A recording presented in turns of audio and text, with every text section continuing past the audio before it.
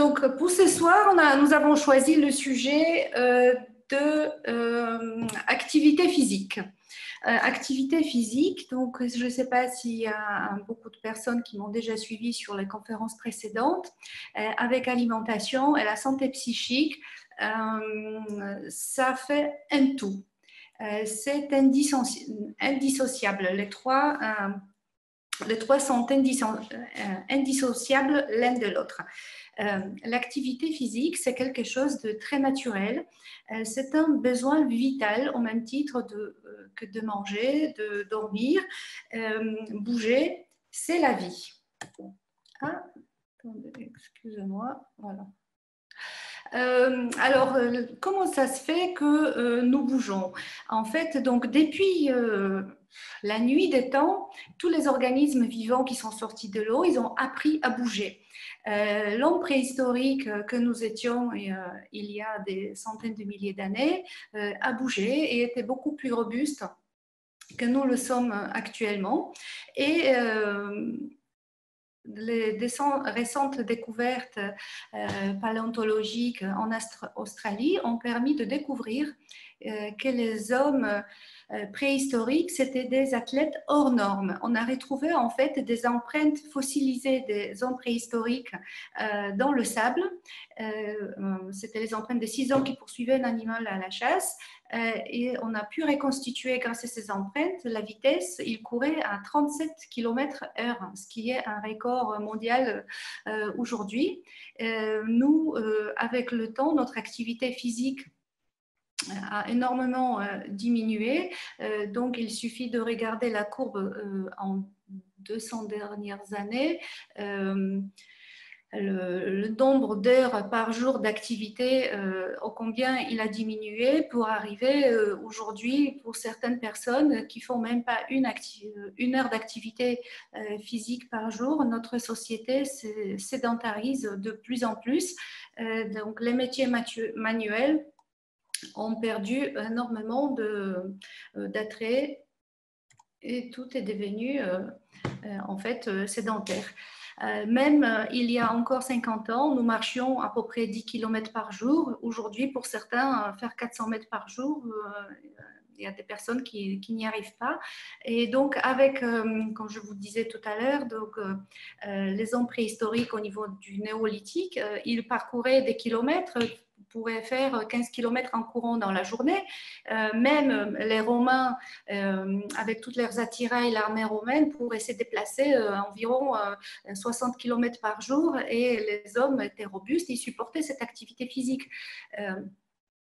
Après, avec la sédentarisation et le développement de l'agriculture et de l'élevage, l'activité physique des hommes a diminué. Donc aujourd'hui, nous n'avons plus du tout besoin d'aller chasser la nourriture. Il suffit de faire un numéro de téléphone, Drive nous le porte directement chez nous. Donc, ce qui fait que ces réflexes de survie, d'activité physique ont beaucoup diminué et ça devient malheureusement, donc, depuis des années 80 environ, un grand problème de santé. Il y a plusieurs programmes de santé qui ont été mis en place pour voir comment on peut remettre les gens en mouvement parce qu'il y a un déconditionnement qui s'était fait avec du corps, avec l'activité physique. Alors, on va voir un peu les définitions. Donc, qu'est-ce que c'est une activité physique? En fait, l'activité physique, c'est tout mouvement produit par la contraction des muscles entraînant une dépense énergétique au-dessus de la réponse énergétique de repos, qu'on appelle le métabolisme de base. Le métabolisme de base, on a des unités pour le mesurer, ça se calcule en mètres. Donc, je ne sais pas s'il y en a qui ont la planche Wii à domicile.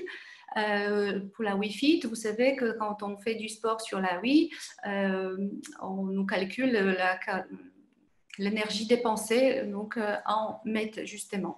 Et donc, on peut calculer ça pour toutes sortes d'activités professionnelles, domestiques, déplacements et de loisirs. ou autres. Donc, vous avez ici quelques exemples de cette dépense énergétique. Donc, être assis, regarder la télévision, c'est juste un métabolisme de base. Il n'y a aucune dépense énergétique supplémentaire. Donc, marcher, par exemple, d'un pas normal, ça dépense déjà de 3 mètres. Faire une marche un peu plus rapide, ça monte à 3,6. Une course à pied, déjà sur place, donc ça fait 8 mètres. Donc, ça mesure à peu près notre dépense énergétique, bien qu'on n'arrivera jamais à la dépense énergétique de nos ancêtres. Hein. Donc, notre société qui perd donc, de cette activité, qu'on est obligé d'en parler, que des programmes nationaux par les gouvernements de tous les pays sont mis en place pour inciter la population à bouger. On a essayé de trouver, c'est des exceptions maintenant, de bouger. Donc, quand on est inactif, c'est 30 minutes physiques modérées. Donc, marcher d'un bon pas, fractionné, continuer par jour. Donc, par exemple, un quart d'heure aller au travail, un quart d'heure revenir, ça fait 30 minutes d'activité physique quotidienne. Donc, si on arrive à ça, et plus le travail de bureau, on va dire qu'on est inactif. Maintenant, on peut basculer très facilement dans la sédentarité. Ça veut dire qu'on est assis dans la journée plus de 7 heures par jour par les périodes ininterrompues de 2-3 heures. Donc, beaucoup de gens employés de bureau qui font un travail stationnaire sont en fait sédentaires. Ça va très vite. Mais l'activité physique n'est pas un synonyme de sport, c'est l'inverse. En fait, le sport, c'est une forme de l'activité physique. Donc, dans notre société d'aujourd'hui, on arrive en fait à deux extrêmes. On a des gens qui sont extrêmement sédentaires, qui ont du mal à faire 400 mètres par jour. Et de l'autre côté, on a l'autre extrême, les sportifs de haut niveau qui s'entraînent 6 à 8 heures par jour pour des performances sportives. C'est pour ça, ce n'est pas vraiment une activité, c'est une activité physique, mais qui a ses propres règles, qui répond à un règlement. C'est plutôt dans la recherche de performance. Ce n'est pas un besoin vital, c'est la recherche de compétition, donc de performance, mais évidemment, donc, ça remplace une activité physique. Voilà, et donc pourquoi cette activité physique est bénéfique pour la santé? Bon, c'est vital, mais bon, en quoi finalement c'est aussi bon? Là, vous avez sur la photo, c'est Usain Bolt qui s'entraîne à la musculation. Vous savez que c'est un sprinter le plus rapide du monde.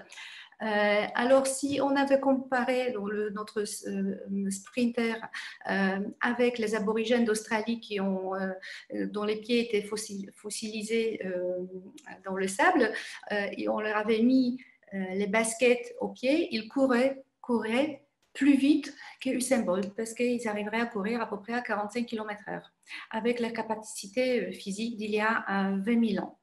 Donc même Usain Bolt n'arrive pas à les égaler. Donc, le système locomoteur et le muscle, en fait, avec l'activité physique qu'il engendre, c'est une plaque tournante de notre métabolisme. Tout passe par l'activité du muscle. C'est là où il y a une combustion donc, des nutriments, des glucides, des lipides et des protéines, et les muscles produisent l'énergie pour pouvoir bouger. Parce que bouger, au départ, il ne faut pas oublier, c'est un besoin vital. Ça garantit notre survie, déjà pour échapper au danger, et de la recherche de nourriture. Et donc, tous ces développements ont été mis en place pour que ces systèmes fonctionnent au mieux. Et donc, tout métabolisme de notre organisme tourne autour des besoins des muscles en nutriments. Et aussi, les muscles sécrètent les substances qu'on appelle des myokines, qui, elles, de leur côté, ordonnent aux différentes parties du corps, aux différents organes de fonctionner correctement. Ainsi, donc, elles agissent par exemple au niveau du cerveau. Donc ça, c'est ici, on parle de irisine, c'est une myokine musculaire qui favorise par exemple la faim, signale au cerveau que c'est l'heure de manger quand le muscle est en activité, qui un signaling aussi au niveau de la fonte des graisses. Donc, l'activité physique, on ne peut pas remplacer par une pilule. C'est irremplaçable. Ça agit donc sur l'hormone de croissance et donc ça maintient la bonne santé donc, de l'organisme et du système locomoteur en particulier. Donc, à travers donc les substances sécrétées par les muscles, le fait aussi de bouger, ça améliore les performances à tous les niveaux. Donc, au niveau, par exemple, cardiovasculaire, le muscle cardiaque qui est habitué à l'effort, il se contracte mieux. Il se fatigue moins, la pompe est beaucoup plus efficace et la perfusion des tissus en sang est bien meilleure. Quand on fait du sport, les besoins d'oxygène sont donc augmentés, donc les poumons sont obligés de fonctionner, de fonctionner mieux. La respiration doit être plus ample pour pouvoir fournir plus d'oxygène à l'organisme, donc aux muscles. Et ici encore, c'est irisine qui stimule la fonction pulmonaire et aussi cette irisine veille à ce que notre poumon soit en bonne santé. Ça veut dire que l'épithélium endothélium pulmonaire, il faut qu'il soit étanche, qu'il soit performant, que les échanges gazeux puissent se faire correctement. Donc ça, c'est un avantage supplémentaire de faire l'activité physique. Donc, métabolique, donc évidemment, utilisation des glucides et des lipides, donc ça permet la lipolyse, donc la fonte des graisses. Ça permet aussi le brunissement de la graisse blanche. Ça veut dire que la graisse chez quelqu'un qui bouge n'est pas la même chez quelqu'un qui est sédentaire, parce que cette graisse chez quelqu'un qui bouge, elle est beaucoup plus active, elle est brune. Elle est brune par quoi? Parce qu'elle a des mitochondries. Et les mitochondries, ce sont des centrales énergétiques qui, justement, permettent de brûler les calories stockées. Au niveau appareil locomoteur, donc on a aussi augmentation de la force musculaire. Forcément, un muscle qui est entraîné, il s'adapte à l'effort, il est beaucoup plus performant. Les os travaillent, se renouvellent plus fort, plus solide, résistent mieux au traumatisme. Les articulations aussi ont besoin de bouger. Plus une articulation bouge, moins elle souffre. Donc ça, c'est génétiquement codé. Il faut que ça fonctionne correctement. Évidemment, il y a la santé mentale, hein, c'est directement lié par aussi le signaling donc des substances sécrétées de irisine, encore une fois, qui agit au niveau des noyaux gris dans le cerveau. Tout le monde sait que c'est bon pour le moral. Au niveau sérotonine, ça déstresse. Le fait de faire des longues marches, ça permet de trouver un rythme, la respiration, c'est déstressant et donc ça rééquilibre le fonctionnement cérébral. En plus, si on fait du sport en plein air, on est exposé au soleil, donc c'est un bénéfice supplémentaire parce que ça resynchronise encore les cycles de jour et de nuit. Et ça permet aussi d'avoir être exposé au soleil pour faire de la vitamine D qui se fait, vous le savez, dans la peau. Et puis, donc, on a un lien social avec les gens parce que c'est l'activité dehors en général, l'activité physique est prévue pour faire ensemble. Bon, déjà, les hommes préhistoriques chassaient ensemble le mammouth, donc nous, on ne va pas chasser le mammouth ensemble, mais on peut faire une balade en famille, on peut faire du sport ensemble, aller nager ou notre activité. Et évidemment, nous pourrons vivre plus longtemps et en meilleure santé. Ça veut dire qu'on peut donner de la vie aux années. Voilà. Alors, combien il faut bouger? Donc, on a trouvé l'activité minimale à assurer pour avoir un minimum de bénéfices de cette activité sans que ça soit dommageable pour notre santé. Donc, le travail, c'est pas toujours évident, mais donc vous avez une pyramide de l'activité physique. Donc, ce qu'il faudrait faire, être actif déjà au quotidien, essayer, par exemple, ne pas aller chercher du pain en voiture, mais faire quelques pas. Donc, idéalement, pour brûler les calories qu'on consomme, il faut minimum 5000 pas par jour. Pour être bien en forme, il faut faire 10 000 pas par jour. Faire une activité physique, par exemple, 2-3 fois par semaine, jouer au tennis pour que ça soit une activité pendant 1 heure, pour garder ce signaling du tonus musculaire, les bénéfices de santé, c'est suffisant. Mais l'activité minimale, minimum syndicale, donc c'est 30 minutes par jour pour être légèrement essoufflé, donc marcher d'un pas assez rapide. Au-delà, il y a une activité physique qui peut être déjà des sportifs qui s'entraînent plusieurs heures par jour pour avoir des performances particulières. Alors, donc, quand on bouge à tout âge, il y a des bénéfices, évidemment, donc, sur notre santé. C'est la seule cause évitable de mortalité non transmissible. Déjà, ça veut dire, bon, on va tous mourir un jour, mais on va mourir en bonne santé. Sur le métabolisme de l'organisme, je vous ai mis à titre d'exemple les bénéfices qu'on peut avoir, par exemple, sur les maladies métaboliques, diabète, hyperlipidémie, l'obésité. 30% de diminution de la mortalité. C'est un patient sur 3 qui se remet à bouger, va vivre plus longtemps. Pour les maladies cardiovasculaires, c'est 25% par rapport à problèmes, par exemple, l'infarctus ou une insuffisance cardiaque, l'hypertension. Les bénéfices pour la santé sont réels. Les études ont prouvé également que dans le cancer du sein, les patients qui bougeaient, quel que soit le stade de maladie, il avait 25% de chances de meilleure survie plus longtemps. Donc, c'est vraiment vital, je me répète, mais c'est très important.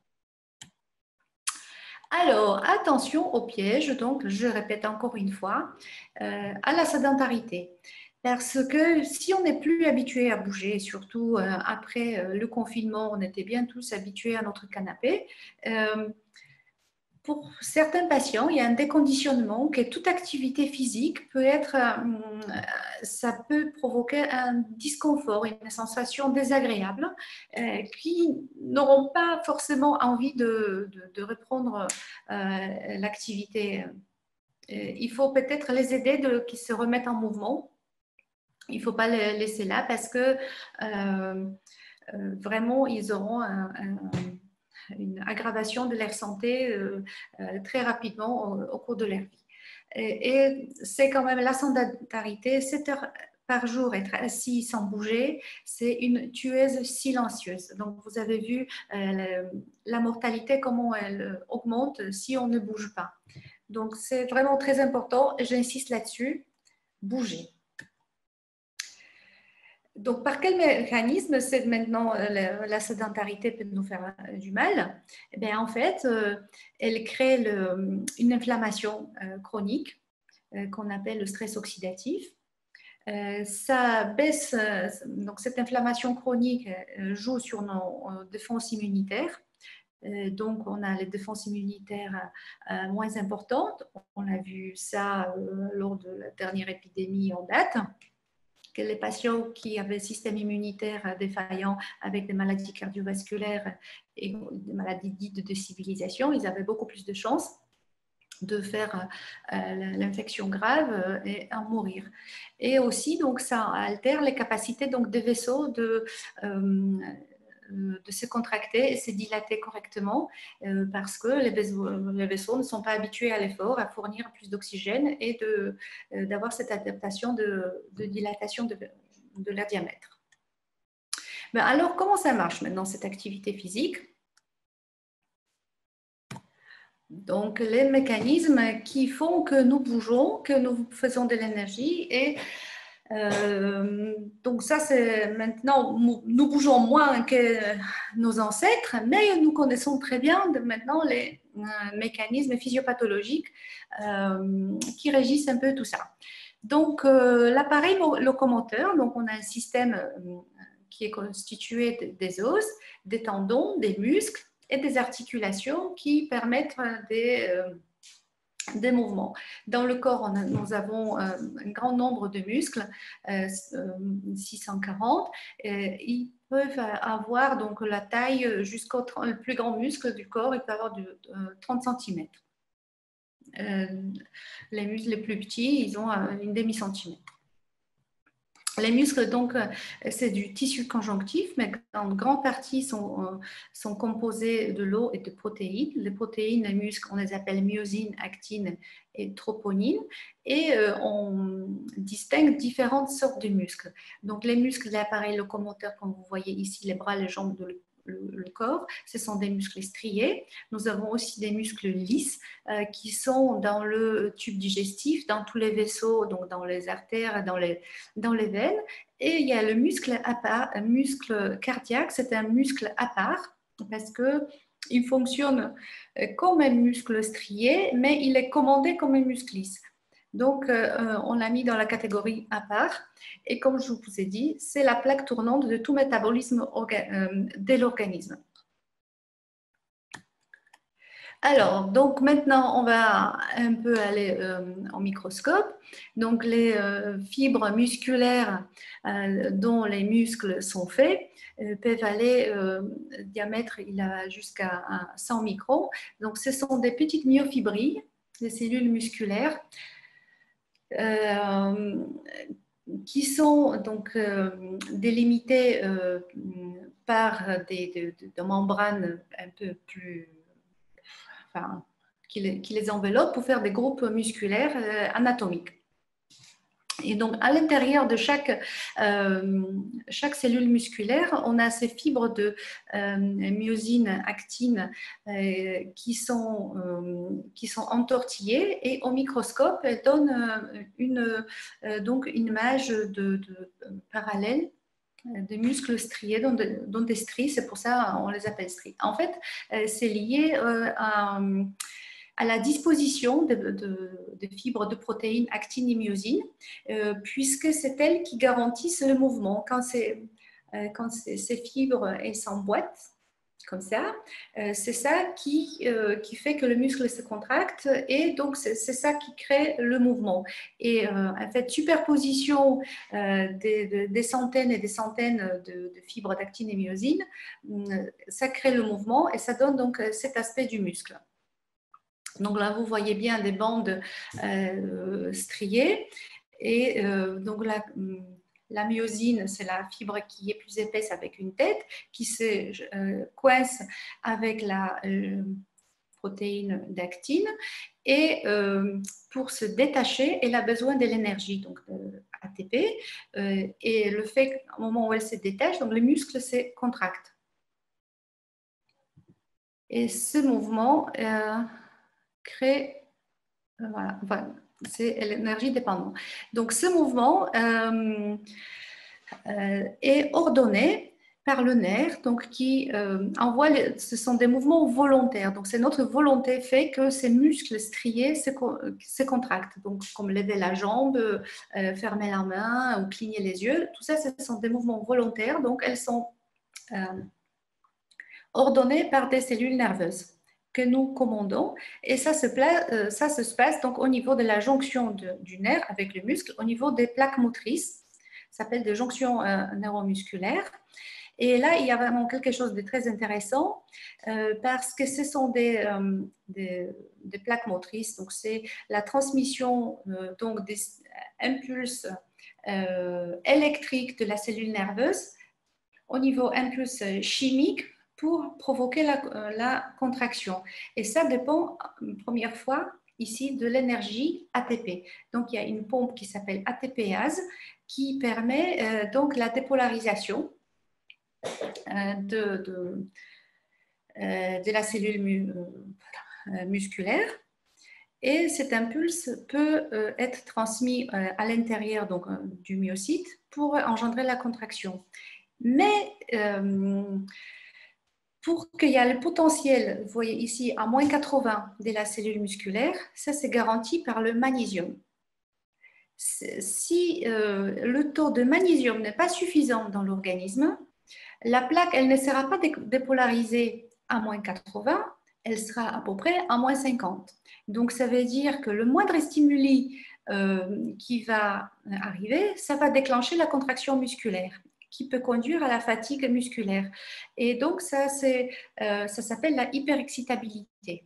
Deux fois, ça peut être gênant parce que quand on a la paupière qui saute tout le temps, c'est pas très drôle. Ou nous avons des contractures musculaires au niveau des épaules, c'est aussi peut-être c'est un signe du manque de magnésium ou des fourmillements dans les mains, les pointes au cœur, etc. Ce sont les signes de manque de magnésium qui sont justement liés à cette hyperexcitabilité neuromusculaire. Donc, je vous ai mis un petit bonhomme. Attention, magnésium pour la plaque motrice, pour la bonne qualité de la contraction, pour ne pas être tout le temps à fleur de peau, pour que ça se contracte dans les bonnes conditions. Donc, on arrive maintenant dans la cellule musculaire qui va se contracter grâce donc, au mouvement d'actine par rapport à myosine. Et pour cela, le muscle a besoin d'énergie. L'énergie, donc, c'est ATP. Et pour fournir cette énergie, elle vient du sucre. Donc, le sucre, on arrive à le consommer pour faire de l'énergie. Maintenant, par rapport à la durée de la contraction, les sources du sucre varient. L'ATP, l'énergie, on ne peut pas la stocker. On a juste dans les cellules une petite quantité d'énergie suffisante pour un mouvement de 10 secondes environ. D'accord? Donc, ça, c'est la petite quantité d'énergie qui est déstockée immédiatement au moment de l'effort parce que ça, c'est la survie. Donc, si on touche un fer chaud, il faut qu'on ait de l'énergie suffisante pour enlever la main de la plaque pour ne pas provoquer des dégâts très importants ou fuir à un danger éventuellement. Donc ça, c'est la nature qui a mis en place ce système pour qu'un effort court puisse être exécuté immédiatement. Ensuite, il y a deuxième phase donc, de synthèse d'énergie qui se met en place. Donc ça s'appelle la anaérobie parce que ça se fait sans oxygène. Donc le sucre est transformé en énergie et aussi en ATP. Et ça donne de l'acide lactique. C'est pour ça, si anaérobie sans oxygène, acide lactique, si y a trop, ça peut donner des douleurs musculaires au niveau des jambes. Et on arrive au troisième processus de la synthèse de l'énergie, qui est donc le mécanisme aérobie. Et là, c'est encore une fabuleuse histoire dans notre évolution, parce que cette anaérobie était remplacée par aérobie. Ça veut dire c'est la symbiose de l'organisme avec des bactéries ancestrales. C'est, je pense, là, au niveau évolution, c'est la symbiose la plus complexe qui existe parce qu'aucun organisme ne pourrait plus exister seul. Les mitochondries, les usines énergétiques, ce sont des bactéries ancestrales qui ont à peu près 1 milliard d'années. Elles sont sorties de l'eau, elles ont apprivoisé l'oxygène. Elles ont pu survivre grâce à leur capacité d'utiliser l'oxygène. Donc, l'organisme que nous sommes devenus actuellement a fait un pacte avec ces bactéries, dit bah, écoute, puisque toi tu sais utiliser l'oxygène, mais nous on te donne tous les nutriments dont tu as besoin pour utiliser l'oxygène. Nous, ça nous intéresse parce que ça fournit beaucoup d'énergie.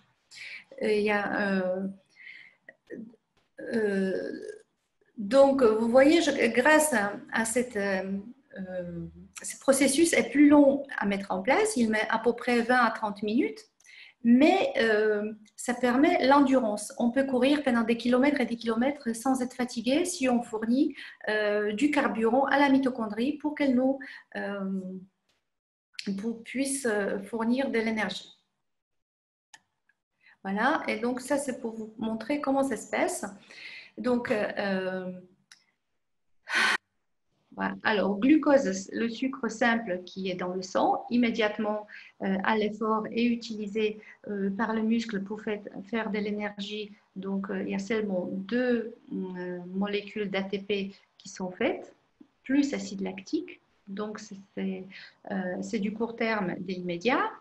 Ensuite, glucose peut rentrer dans la mitochondrie. Et là, pour une molécule de glucose, on a 36 unités d'ATP. Ce n'est pas du tout la même échelle de valeur. Et donc, cette grande énergie utilisée par la cellule permet donc la grande adaptabilité du muscle et la grande endurance. Le glucose, donc ça, c'est le carburant unique que la mitochondrie peut utiliser. Mais on peut avoir une petite réserve donc stockée sous forme de glycogène. Mais quand les réserves de glycogène sont épuisées dans le muscle, on va piocher dans nos réserves de lipides qui sont préparés, dépaquetés, hop, rentrent dans la mitochondrie et c'est comme ça qu'on brûle nos graisses en fait. Le inconvénient de ce métabolisme mitochondrial, c'est que, vous voyez les crêtes à l'intérieur de la mitochondrie, ce sont des crêtes qui sont faites donc, de double couche lipidique.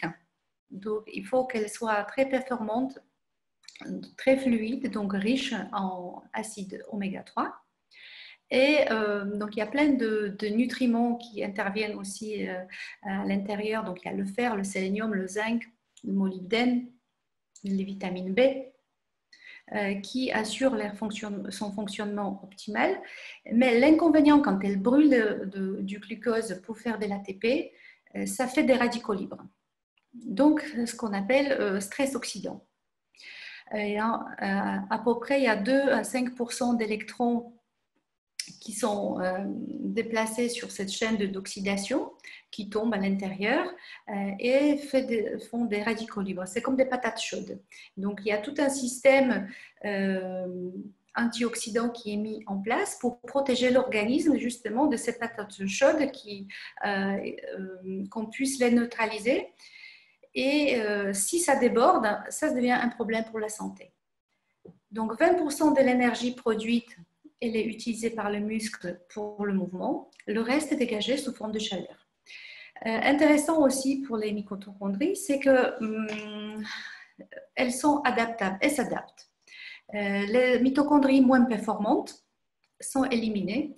Et si on se remet en mouvement et les besoins d'énergie sont importants, les mitochondries moins performantes sont remplacées par des nouvelles. Donc, c'est vraiment très important pour qu'il y ait un petit signaling redox, donc de ce stress oxydatif, sans qu'il soit trop important, puisse y être, parce que ça permet l'adaptation de l'organisme à l'effort sans dommage pour nous. Et le remplacement de mitochondries, c'est vraiment très important parce que ça nous permet de nous renouveler sans cesse pour être toujours mieux performants et s'adapter aux conditions de vie. Donc là, je vous ai mis un deuxième bonhomme pour dire que ça, c'est un deuxième point faible parce que ni trop de stress oxydatif, ça veut dire inflammation dans l'organisme, fatigue exagérée, diminution des performances. Mais pour optimiser ce système, on a les systèmes antioxydants qui sont mis en place par la nature et c'est ça qui prévient que le sport trop intensif ne soit pas néfaste pour la santé. Après, donc, dans d'autres, c'est l'appareil locomoteur, donc dans ces tissus conjonctifs en plus du muscle. Nous avons aussi les os, les tendons et le collagène quand même qui enveloppe les muscles, qui garantit l'élasticité. Le collagène, donc c'est une des protéines les plus importantes du corps et son aspect très solide est dû en fait aux fibres de collagène qui sont tressées. Donc on a les protéines simples colliers de perles de protéines qui sont riches en certains acides aminés. Donc ici, on a hydroxyproline et proline qui peuvent fixer l'eau, donc ce qui fait que ça assure donc la structure solide et enfin, optimale de nos fibres de collagène. Donc, les petits colliers de perles sont tressés par 3 dans les petites microfibres de collagène qui sont ensuite entortillées dans les fibrilles de collagène qui ensemble forment une fibre de collagène. Et ces collagènes-là, c'est la protéine qui fait la trame osseuse de nos os et sur lequel on pourrait ensuite se fixer le calcium pour faire de l'os. Ces collagènes-là qu'on a aussi dans nos articulations, qu'on a aussi dans notre peau. Il existe à peu près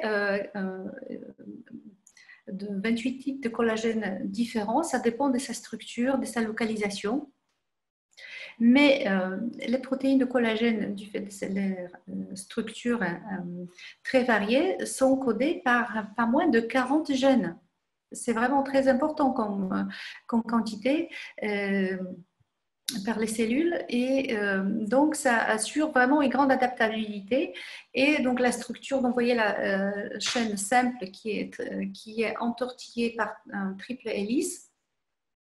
Et ensuite, en fonction, vous avez la structure en microscope qui peut être soit striée, soit elles sont disposées différemment pour assurer, selon le tissu, le maximum d'élasticité, de solidité au tissu et à l'os en particulier. Et puis, le troisième maillon faible dans l'histoire, dans l'activité physique, c'est l'intestin. L'intestin qui garantit l'absorption de nutriments que nous ingérons, à l'effort, il subit quand même des dégâts puisque pendant l'effort, maximum de perfusion est assuré aux muscles, évidemment, pour leur fournir un maximum d'oxygène pour les mitochondries pour qu'ils puissent produire un maximum d'énergie. Donc, ça s'appelle ischémie. À l'arrêt de ce mouvement, de l'activité, il y a un afflux de sang à nouveau vers l'intestin qui provoque réperfusion et ça peut provoquer hyperperméabilité intestinale. Si nous n'avons pas de flore intestinale optimale qu'on appelle dysbiose,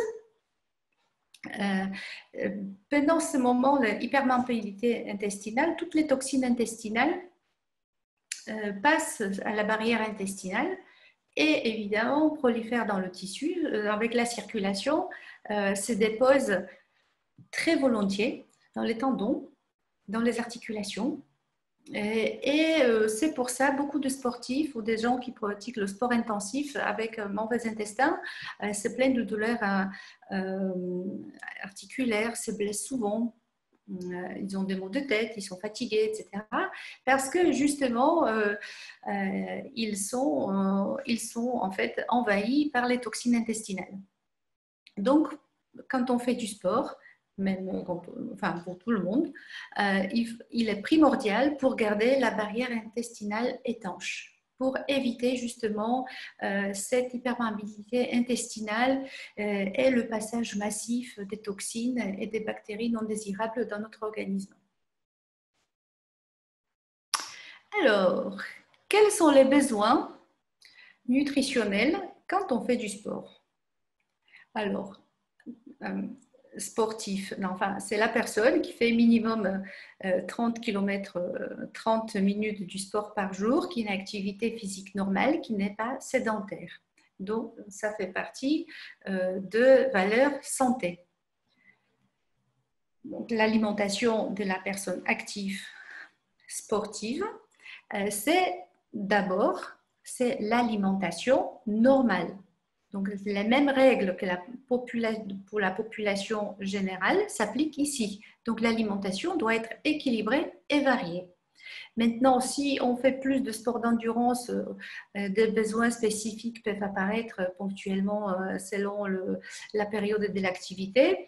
Donc, ils sont justifiés, mais c'est à préciser au cas par cas. Sinon, pour le sport, c'est les mêmes règles de base que pour la population générale. C'est toujours alimentation santé. Donc, équilibre alimentaire, ceux qui m'ont déjà suivi dans le Zoom précédent, donc, savent que l'alimentation optimale, donc c'est la pyramide alimentaire méditerranéenne qui garantit la grande variété d'aliments frais de saison et pour couvrir tous les besoins nutritionnels. Donc, ça, ici, c'est présenté sous forme de l'assiette. Donc, vous avez la grande quantité de fruits et de légumes, les glucides complexes, les protéines, donc les protéines végétales et les protéines animales, les matières grasses avec parcimonie, mais de bonne qualité, c'est quand même nécessaire. Donc, ce n'est pas moins gras, mais encore une fois, c'est manger mieux gras. Et avoir cette variété de nutriments permet aussi d'optimiser l'apport en micronutriments, et des vitamines, des fibres alimentaires, tout dont le corps a besoin. Et ce qui est important aussi, de manger le bon aliment au bon moment de la journée. Ça s'appelle la chrononutrition.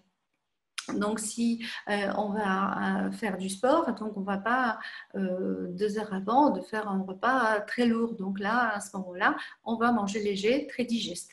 Donc, on va plutôt éviter les matières grasses, style friture, au repas avant le sport. Donc, les besoins énergétiques en macronutriments, en protéines, lipides et glucides sont à peu près pareils dans les deux populations. Simplement, un sportif donc, qui brûle plus de calories a besoin plus de glucides. Logique, puisqu'il a besoin d'avoir une certaine quantité donc, de glycogène pour pouvoir faire du glucose, pour pouvoir faire de l'énergie par la mitochondrie, pour assurer les besoins de son activité physique. On a aussi, donc, chez un sportif, un petit peu moins de matière grasse, mais encore une fois, il faut que ça soit mieux gras. Les protéines, c'est 10 à 15% de l'apport nutritionnel total. Avant donc de parler de ces groupes d'aliments, je voudrais vous dire qu'il faut boire. C'est vraiment très important à volonté. Si on fait un footing à peu près d'1 heure, de l'eau suffit. Si on court déjà plus d'1 heure et demie, en ce moment-là, il faudrait avoir un apport un peu en glucides et faire attention aussi à un apport en sel parce qu'avec la transpiration, les pertes sont importantes. Pour vous montrer ici donc, comment l'hydratation est capitale parce que si on fait après l'effort, si on se pèse avant et après et on a perdu 1 kg, donc la perte du poids d'1 kg, ça ne correspond que à la perte de l'eau, c'est à peu près 1,5 litre d'eau. Si on perd 2% de poids du corps, ça correspond déjà à diminution de 20% de capacité physique. Si on perd 10% du poids du corps en perte hydrique, c'est 0 capacité physique. Ça veut dire que c'est la mort. Donc, c'est vraiment indispensable de boire pour garder la bonne santé. Et ne pas finir sur le brancard à l'arrêt du sport. Donc, les protéines, c'est la base, c'est la structure. Pour faire, par exemple, régénérer le muscle en fibres, actine, myosine, troponine, collagène, protéines, tous les enzymes qui nous gouvernent. Donc, on a besoin de protéines. Donc, vous avez vu, c'est 10 à 15% de la ration calorique journalière. Une protéine, 1 gramme, c'est 4 calories, mais 10%, donc pour une personne de 70 kg, si on a, donc c'est minimum 70, sédentaire, on va dire 70 grammes par jour. Un sportif, ce sera plutôt à 70 kg, il lui faudrait 100 grammes de protéines par jour. Reparti sur la journée. En 3-4 repas, c'est mieux assimilé plutôt qu'un grand repas dans la journée. Les protéines, il faut qu'elles soient d'origine animale et d'origine végétale. Les protéines animales, donc, il faut que ça soit de bonne qualité. La viande bio de préférence, éviter les facteurs de croissance, les antibiotiques. Il faut qu'il y ait du poisson 2-3 fois dans la semaine. Les petits poissons, on en parlera tout à l'heure par rapport aux matières grasses que ça apporte des oméga 3. Les œufs, c'est une excellente source de protéines. Et aussi, il ne faut pas oublier les protéines végétales qui fournissent aussi donc des glucides. Les lipides, donc, qui constituent quand même 20% de la ration calorique. Il n'y a pas uniquement un côté énergétique des lipides apportés, mais aussi c'est la structure. La membrane des mitochondries, c'est une double couche lipidique. Donc, c'est les lipides de bonne qualité qu'on apporte. Notre cerveau est fait de graisse, donc il a encore une fois besoin de lipides. Toutes les cellules du corps, chaque membrane de chaque cellule de notre corps est faite de lipides. Donc, qui se renouvellent sans arrêt. Il y a 7 milliards de cellules par jour qui se renouvellent. Donc, les lipides, on en a besoin. Donc, il ne faut pas avoir une alimentation restrictive en lipides, mais il faut manger, encore une fois, mieux gras. Donc, éviter les graisses saturées, les fritures, trop de fromage et des graisses hydrogénées aussi qui ne sont pas très bonnes pour la santé. Et préférer donc les graisses végétales qui ont qualité d'être des graisses insaturées. Donc, l'huile d'olive, on a aussi l'huile de colza, pépins de raisin, noix, amandes, noisettes. Et ici reviennent nos petits poissons gras, sardines, maquereaux, harengs. Il y avait une intéressante étude qui a été faite auprès des sportifs, des coureurs de haut niveau. Donc, on leur a fait des examens biologiques pour évaluer donc, leur statut nutritionnel. Et sur 8 coureurs qui ont été choisis au hasard, les 7 manquaient d'acide gras oméga 3. Le 8e, qui avait un bon statut en acide gras oméga 3, c'est le seul, c'était un Africain du Sud. Il avait un bon statut en acide gras oméga 3 parce qu'il se nourrissait de viande de chasse.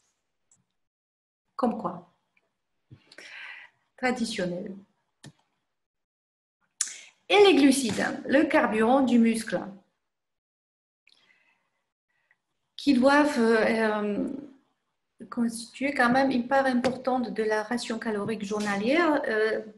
Et ici, donc, je ne suis pas rentrée dans les détails par rapport avant, après, pendant activité physique, parce que chaque sport a ses besoins propres, ses protocoles. Les sportifs de haut niveau, ils ont leur coach sportif. Donc ça, je voulais vous donner juste des principes généraux pour avoir un peu d'idées, parce que l'activité physique, c'est quelque chose quand même de normal, mais a besoin quand même de l'alimentation équilibrée. Donc, les glucides pour les personnes actives qui n'ont pas besoin de perdre trop de poids, c'est important d'avoir dans le menu. Donc, évidemment, on a besoin de glucides rapides et des glucides lents. Les glucides rapides, ce sont des glucides qui augmentent rapidement la glycémie dans le sang. Donc, souvent, ce sont des sucre simple, le sucre blanc, les bonbons, les biscuits, etc. Parce que leur absorption est très rapide. Donc, on peut les utiliser, par exemple, pendant l'effort. Si l'effort est prolongé au-delà on va marcher, randonner dans la journée dans la montagne, ou on fait du sport un peu plus intense toute la journée, donc ça fait des petits petite casse-croûte ou d'une boisson énergisante sucrée. On peut prendre par exemple de l'eau avec un peu de sirop ou diluer carrément le jus d'orange du commerce. Ça peut faire l'office du sucre rapide. Mais il ne faut quand même pas que ça dépasse 10% de l'apport glucidique total. Minimum, il faut qu'il y ait 150 grammes de glucides par jour dans la ration calorique journalière. Avant l'effort, c'est mieux de prendre des glucides lents. Donc, si nous partons pour la journée en rando ou nous avons un match de tennis, il vaut mieux prendre un bon petit déjeuner avec du pain noir, pain complet, ou des flocons d'avoine pour les glucides complets. Ça fournira de l'énergie de façon plus régulière et on va éviter le coup de barre.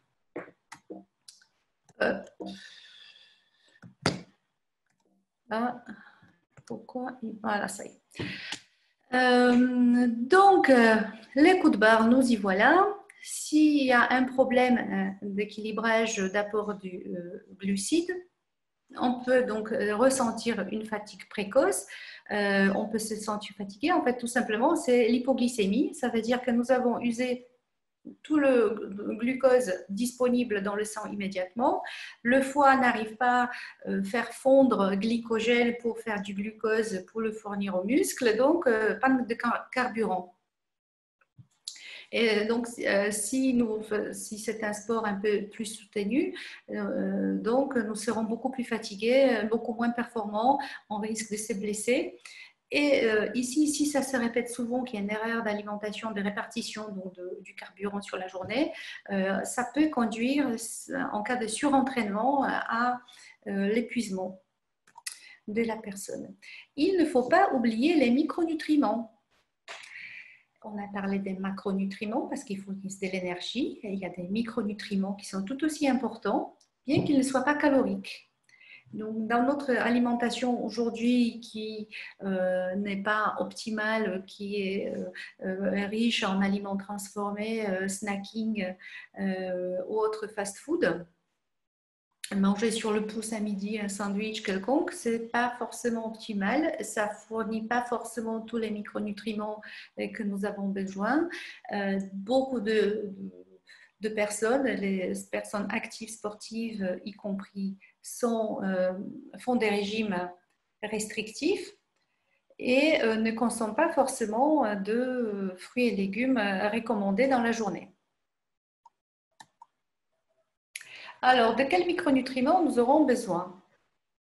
Les probiotiques ont l'air par de choix. Donc, les micronutriments donc, qui contiennent des fibres alimentaires, ça nourrit des bonnes bactéries dans la flore intestinale. Donc, ça, c'est vital pour la santé du microbiote. Les bactéries se nourrissent des fibres alimentaires que nous leur fournissons. Ils digèrent toutes les fibres qui sont indigestes pour nous et maintiennent donc l'équilibre au niveau de l'intestin qui nous protège. Ensuite, donc, il y a les fameux acides gras oméga 3. Bon, ça fait partie des graisses, mais c'est quand même aussi souvent conseillé dans les micronutriments pour avoir un statut optimal en acides gras oméga 3. Donc, qui consiste à avoir par rapport aux acides gras oméga 6 qui sont donc graisses saturées, idéalement, les hommes préhistoriques avaient un statut 1 pour 1, ça veut dire 1 oméga 3 pour 1 oméga 6. Dans la population aujourd'hui, chez certaines personnes très sédentaires et en mauvaise santé, c'est un rapport peut aller jusqu'au 20. Dans la société moderne, dans la micronutrition, on admet que ces rapports acides gras oméga 3, oméga 6 soient aux alentours du 4 ou inférieurs à 4. Les acides, les acides aminés, oui, mais ça, ça fait partie aussi de macronutriments, mais bien dans l'activité physique un peu spécifique, acides gras, acides aminés branchés pour optimiser le fonctionnement du muscle ou soutenir la fatigue psychologique, comme la tyrosine, tryptophane, alanine ou leucine, isoleucine ou valine. Ça peut être intéressant pas oublier le magnésium pour la contraction musculaire, le fer qui fait partie donc de la chaîne d'oxydation dans la mitochondrie, nitro peu, le zinc indispensable pour les défenses immunitaires, évidemment toutes les vitamines de groupe B, c'est vitamine C, la vitamine D pour l'immunité et la vitamine A qui va de pair, qui est indispensable. Oups, qu'est-ce qui se passe? Et on arrive donc au complément alimentaire. Donc, dans la pyramide alimentaire bien construite, nous avons tout dont nous avons besoin. Dans l'alimentation variée, nous sommes censés avoir tous les nutriments macro et micro nécessaires. Maintenant, c'est difficile dans l'alimentation moderne d'avoir la totalité de tous ces nutriments. En particulier, si nous faisons du sport, si nous avons des carences, je vous ai déjà dit tout à l'heure, on peut avoir besoin en apport en protéines particulières, donc en acides aminés ou en collagène pour renforcer la fonction ostéo-articulaire. Aussi, certaines plantes qui peuvent nous être utiles, par exemple ginseng ou la chlorella, qui sont tonifiantes, vivifiantes, permettent la régénération des tissus. Il ne faut pas oublier oméga 3. Alors maintenant,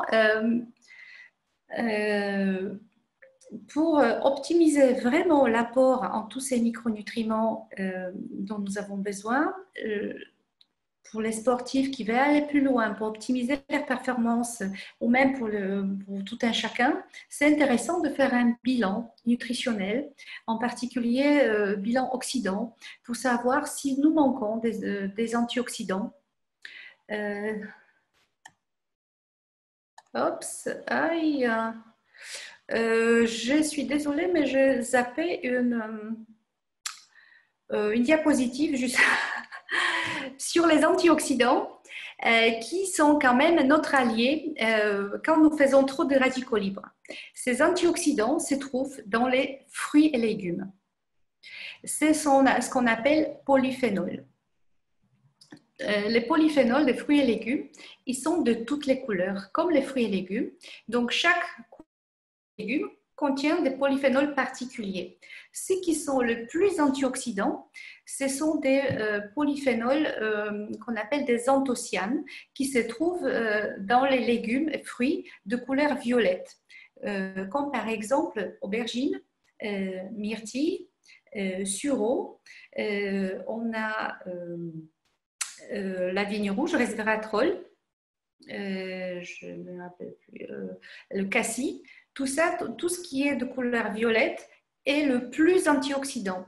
Donc les antioxydants, on les mesure sur une échelle qui s'appelle ORAC. C'est une échelle du pouvoir antioxydant de fruits et légumes. Donc, l'ensemble de l'alimentation fournit ces antioxydants, mais si on en manque, effectivement, les compléments alimentaires peuvent également les fournir. Mais l'intérêt de ces antioxydants, c'est que l'ensemble, si on mange un fruit et un légume qui en contient, c'est l'ensemble du fruit qui apporte le bénéfice. On ne peut pas sortir, par exemple, le lycopène de la tomate pour le donner en gélule. C'est la tomate entière qui donne le bénéfice pour la santé. Ici, donc, chez DuoLife, nous avons ces compléments alimentaires qui sont de bonne qualité parce que c'est la totalité de maximum de nutriments qui sont extraits de plantes, de fruits et de légumes qui sont compressés dans la bouteille, ce qui fait que 1 + 1 = 3. Parce que c'est la synergie de tous ces composants fait que leur effet est beaucoup plus puissant et bénéfique pour la santé. C'est là où nous allons sentir vraiment la différence. Donc, après une activité physique, donc déjà, on s'alimente correctement pour avoir toutes les chances de notre côté pour faire une activité physique qui sera bénéfique pour notre santé. Et maintenant, après l'entraînement, comment on récupère? Donc, on récupère de quoi? Donc, pour éliminer tous les déchets, acide lactique, créatine, urée, tout ce qui a été produit par muscle pour que ça soit éliminé donc par le rein, par le foie, et reconstituer les stocks d'hydrogène. Il faut s'hydrater pour combler les pertes en eau et et diminuer donc les dommages musculaires, la réparation musculaire. Parce que le muscle, une fois il a travaillé, donc il est blessé. Il faut qu'il se reconstitue. Donc c'est pour ça il faut des protéines pour ça. Et le stress oxydatif, mais il ne faut pas non plus apporter trop d'antioxydants parce que ça n'a pas de bénéfice. L'utilité d'antioxydants, c'est s'il y a un stress chronique qui persiste. Parce qu'un stress pendant l'activité physique, c'est physiologique. C'est comme ça. C'est avec ce stress-là que le muscle communique avec le reste du corps, qu'il garde le contact avec tous les autres organes et systèmes immunitaires. C'est comme ça qu'il communique. Mais si en dehors de l'activité physique, nous faisons un bilan et on s'aperçoit qu'il y a un stress oxydatif, qu'il y a trop de radicaux libres, là, évidemment, la supplémentation bien placée est tout à fait indiquée, voire indispensable, sinon nous n'avons pas de bonnes performances physique.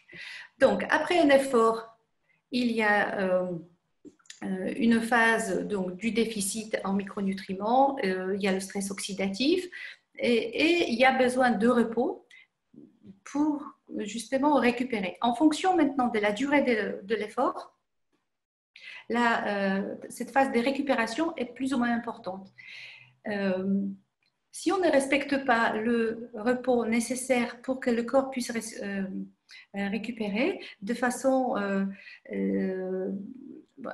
garder au maximum donc, de niveau de ressources après la récupération, si les efforts sont trop rapprochés et pas assez compensés, ça peut conduire à un surentraînement et à la fatigue et l'épuisement du corps. Voilà. Donc, la fatigue, c'est la diminution de l'aptitude à fournir un effort et qui, de façon répétée, ça conduit à l'épuisement. L'épuisement, surentraînement, donc on peut dire que si c'est la fatigue qui persiste 2 mois après l'arrêt du sport. Donc, vous pouvez imaginer quelqu'un qui est surentraîné et qui, au bout de 2 mois, n'a pas encore récupéré le degré de sa fatigue. Donc là, on a besoin vraiment d'aider cette personne. Mais il faut d'abord faire un bilan pour voir quels sont ses points faibles, où là, il faut insister pour l'aider. Et donc, quand on est fatigué, qu'il y a des problèmes de récupération, là, on se blesse souvent. On peut avoir de l'hypoglycémie parce qu'on n'a plus de réserve en sucre, que le foie n'arrive pas à nous fournir du glucose. On peut avoir les troubles digestifs parce qu'il peut y avoir une erreur alimentaire, qu'on a trop consommé de glucides rapides, et ça peut donner une diarrhée osmotique. Ou le phénomène que vous avez vu d'ischémie-hyperfusion. Ou on peut, ce qui est vraiment très fréquent, avoir des troubles musculaires, les crampes. Ça veut dire que c'est la contracture involontaire parce que justement, il y a trop d'acide lactique, il n'y a pas d'assez oxygène. Donc, c'est le processus donc anaérobie qui était fait avec trop d'acide lactique. Ou peut y avoir pas assez de magnésium, donc il n'arrive pas, potentiel d'action n'est pas optimal et donc la contraction est trop forte par rapport à ce qu'on voudrait. Les courbatures, donc c'est encore une fois acide lactique par manque d'oxygène et manque de circulation qui se met en place. Les contractures, c'est à peu près la même chose, c'est toujours le problème mitochondrial de mouvement d'énergie et un petit peu le magnésium. Voilà. Donc, pour conclure,